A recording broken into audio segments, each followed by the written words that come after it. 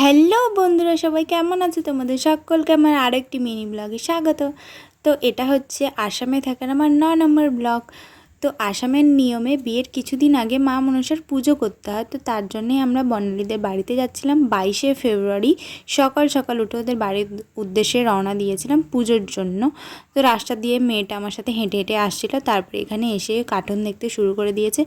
আর এখানে যে সোলার মূর্তিগুলো, এগুলোতেই পুজো করা হয়। এখানে বর্ণালীর বৌদি পুজো শুরু করে দিয়েছে, এখনও অনেক নিয়ম বাকি আছে, তো সবগুলো তো দেখানো সম্ভব নয়, তাহলে ভিডিওটা অনেকটা বড় হয়ে যাবে।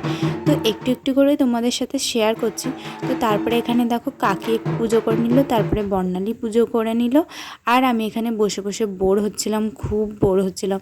তো তারপরে আরও অনেক নিয়ম বাকি ছিল, যেমন ধরো অনেকগুলো ঝুড়ি, 7টা না 9টা ঝুড়ির মধ্যে ফল থাকে।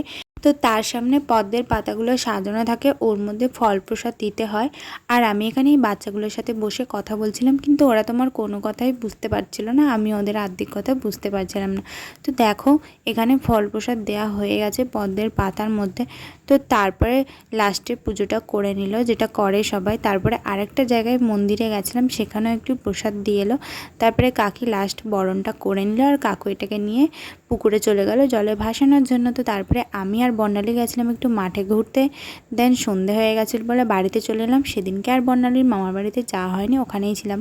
চলো ভিডিওটা এখানে শেষ করছি। তোমাদের ভালো লেগে থাকলে অবশ্যই একটা করে কমেন্ট করে দিও, চ্যানেলটা সাবস্ক্রাইব করে পাশে থেকো, আর ফেসবুক থেকে দেখে থাকলে ফলো করে দিও। সবাই ভালো থেকো, সুস্থ থেকো, টাটা।